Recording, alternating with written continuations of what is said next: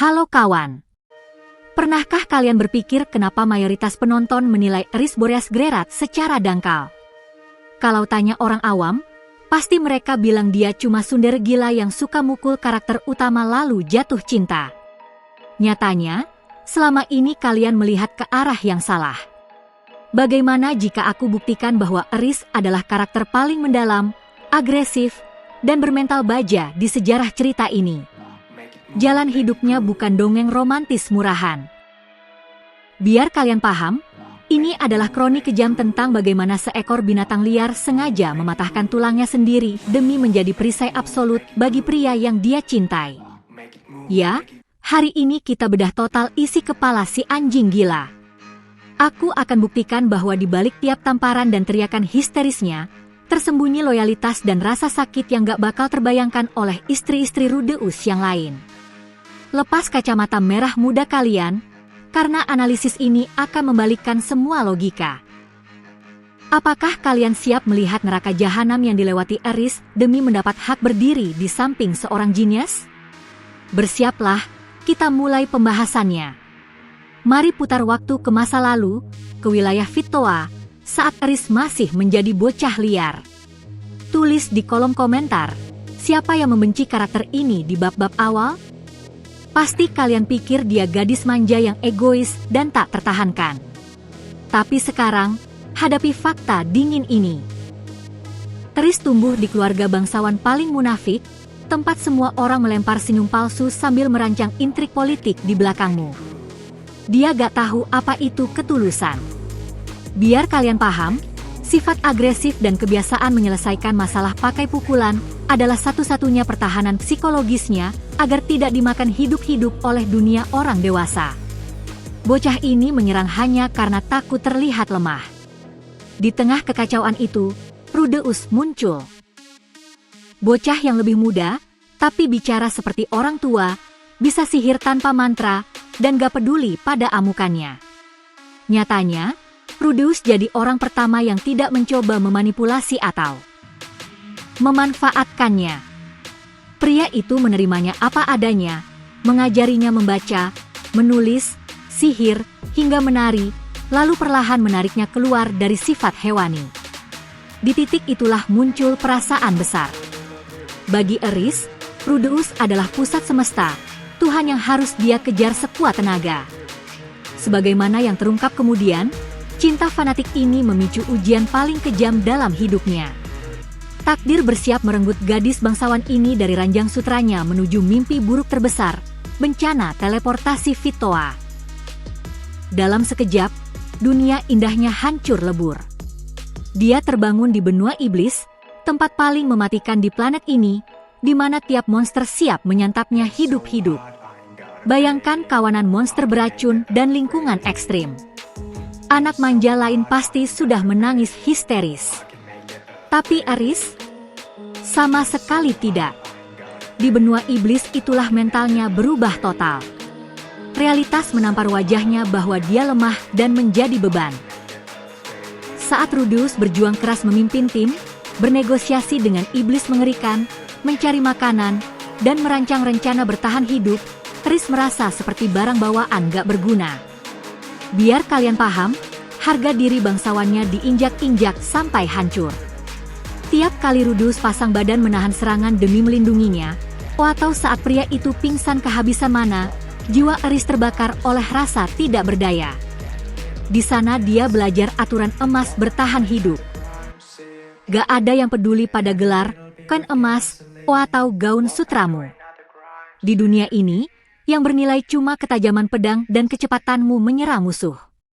Didorong obsesi kuat, Eris mulai berlatih ekstrim sampai tangannya berdarah di sepanjang perjalanan. Dari bocah manja yang mengayunkan pedang saat mengamuk, dia bertransformasi menjadi mesin pembunuh murni menggunakan instingnya. Dia belajar cara berdiri, bernapas, dan menatap musuh layaknya predator lapar. Tapi bersiaplah, karena kehancuran mental yang sesungguhnya telah menanti tepat di depan pintu rumahnya sendiri. Sekarang kita masuk ke inti masalah, momen paling intens sekaligus. Paling salah paham dalam hidup Eris. Ya, keputusan kabur tepat setelah malam pertama mereka. Tulis jujur di kolom komentar, berapa banyak dari kalian yang mengumpat ke layar dan mencapnya sebagai wanita egois tak tahu diri? Semua orang mengira dia cuma mempermainkan perasaan Rudeus, menghancurkan hatinya, meninggalkan surat singkat, lalu pergi saat subuh. Nyatanya, kalian gak paham apa-apa kalau cuma berpikir sampai di situ. Lepas cara pandang awam kalian dan analisis fakta dingin ini. Tepat sebelum malam itu, mereka berhadapan langsung dengan Dewa Naga, Orsted. Pria itu dengan santai melumpuhkan seluruh tim dan merobek jantung Rudeus di depan mata Aris. Biar kalian paham skala traumanya, di detik itu juga seluruh semesta Aris runtuh total. Sosok Tuhan bagi dirinya, sang jenius yang tak tersentuh, tersungkur di genangan darahnya sendiri. Ternyata, dia yang menjuluki dirinya si anjing gila sama sekali gak bisa berkutik. Dia membeku karena ketakutan primitif yang melumpuhkan tubuh.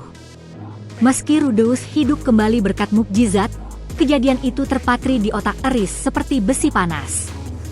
Dia menyadari fakta menyakitkan, prianya akan selalu melangkah ke pusat neraka, sementara dirinya yang sekarang hanyalah beban.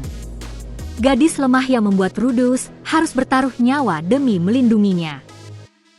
Jadi saat mereka kembali ke sisa rumah mereka, dan Rudeus yang hancur karena kehilangan keluarganya mencari perlindungan di pelukannya, mereka menghabiskan malam bersama. Disitulah Aris mengambil keputusan terbesar. Dia tahu jika tetap tinggal di sisi Rudeus, pertempuran berikutnya akan menewaskan mereka berdua.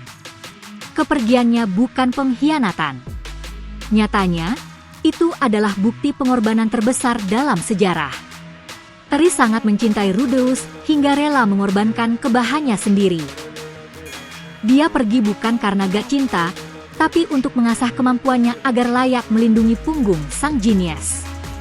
Surat pendek berisi penolakan itu muncul karena Aris hampir gak bisa menulis dan gak tahu cara menjelaskan kekacauan mental di jiwanya.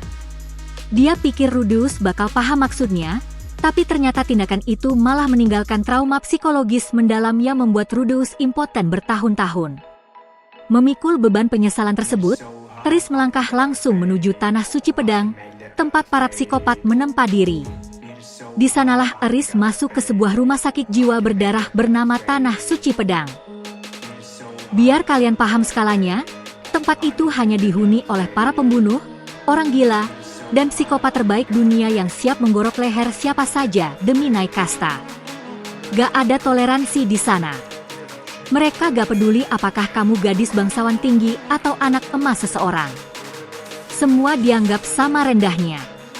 Di tempat inilah identitas gadis manja resmi mati, dan lahir sesosok predator baru yang kelaparan.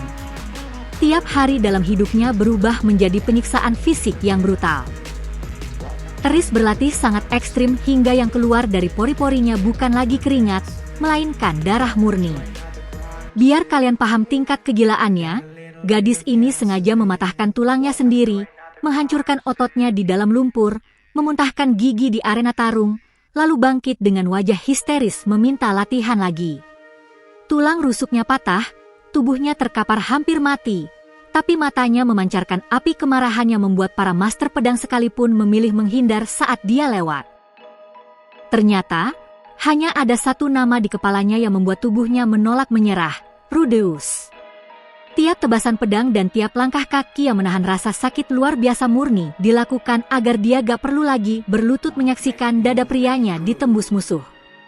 Pemimpin Tanah Suci Pedang, Galvalion, tahu betul bahwa Aris bukan murid biasa, melainkan sebuah bom waktu yang siap meledak. Aris menyerap teknik Dewa Pedang dengan kecepatan luar biasa karena dia gak peduli pada filosofi atau keindahan gerakan. Nyatanya, dia cuma mencari cara tercepat, paling kejam, dan paling efektif untuk menghancurkan kepala siapapun yang berani mengancam prianya. Dia bertarung sendirian melawan para pendekar pedang paling mematikan di planet ini hingga berhasil meraih gelar Raja Pedang. Tapi biar kalian paham, pencapaian itu gak membuat Aris menjadi sosok yang sombong. Sebaliknya, semua ego bangsawan kaya dan sifat sunderenya telah hangus terbakar tanpa sisa di neraka latihan tersebut. Yang tersisa hanyalah sebuah senjata tajam yang sempurna. Dia bersikap dingin dan tanpa ampun kepada musuh, namun memiliki hati emas yang siap menciptakan pembantaian besar demi membela cintanya. Sekarang bayangkan dampaknya saat Eris yang sudah bertransformasi menjadi senjata sempurna ini mendobrak kembali kehidupan Rudeus. Dia muncul tepat di detik paling kritis, saat Dewa Naga Orsted sudah siap mengayunkan pedangnya di atas kepala Rudeus untuk mengirimnya ke alam baka. Situasinya sangat buntu, gak ada jalan keluar, dan kematian sudah pasti. Tiba-tiba, Eris pasang badan di tengah pertempuran. Dia bukan lagi bocah bering cuda yang bermain pedang di Vitoa. Nyatanya, dia adalah seorang raja pedang, predator mematikan yang siap meludahi takdir agar prianya tidak disentuh. Gaya bertarungnya setelah keluar dari neraka itu menjadi mimpi buruk bagi siapapun. Eris gak pamer gerakan atau memakai tipuan bodoh. Dia menyerang dengan kecepatan dan kebuasan ekstrim hingga sebelum musuh sempat berkedip, tubuh mereka sudah terbelah. Dia bergerak murni menggunakan insting hewani. Menghentikannya adalah hal mustahil karena otaknya cuma memikirkan satu hal, tidak boleh ada yang menyakiti prianya lagi. Dia menjadikan tubuhnya sendiri sebagai perisai hidup, gak peduli jika harus mati asalkan Rudeus bisa bernapas sedetik lebih lama. Loyalitas luar biasa ini akhirnya membuat Orsted sadar bahwa kedua orang ini tidak bisa diremehkan. Bagian paling indah terjadi setelah semua kekacauan selesai, saat Eris masuk ke kediaman Grerat sebagai istri ketiga. Para pembenci di internet sibuk mengeluh bahwa kehadirannya merusak keharmonisan yang sudah dibangun Sylphiette dan Roxy. Padahal mereka bodoh dan gak paham apa-apa soal lore cerita ini. Eris membawa sesuatu yang tidak bisa diberikan oleh dua istri lainnya, keamanan fisik yang absolut. Saat Sylphiette memikul beban mengurus rumah tangga dan menjaga mental Rudeus tetap waras, serta Roxy membawa kebijaksanaan akademis dan sihir tingkat tinggi, Eris bertindak sebagai dinding beton yang melindungi benteng dari luar. Dia mengajukan diri menjadi pengawal pribadi Rudeus di setiap misi bunuh diri yang mereka hadapi. Semua gengsi sunderenya telah hangus terbakar. Di dalam rumah, dia berubah menjadi serigala setia yang tenang, gak peduli pada gelar istri utama atau tuntutan kata-kata manis. Sebagaimana yang terungkap kemudian, asalkan diizinkan berada di sana, bersandar di kaki prianya, dan memastikan pedangnya tetap tajam untuk pertempuran berikutnya, dia sudah sangat bahagia. Sampai detik terakhir embusan napasnya, Eris tidak pernah melanggar janji tersebut. Kisahnya adalah contoh paling hebat tentang bagaimana gairah liar bisa diasah menjadi cinta paling murni, penuh pengorbanan, dan tak terkalahkan di dunia. Jika analisis si anjing gila ini membuat bulu kuduk kalian merinding dan sadar bahwa Eris adalah bos sejati, langsung klik like sekarang juga. Respek tinggi untuk para elit yang menonton sampai akhir video. Sekarang tulis di kolom komentar, siapa yang punya perkembangan karakter paling hebat di anime ini? Apakah kita buat video khusus untuk Rudeus melihat bagaimana dia bangkit dari pria sampah menjadi legenda? Atau ada karakter lain yang ingin kita bedah? Subscribe, aktifkan loncengnya, dan sampai jumpa lagi. Jaga diri kalian, kawan, bye.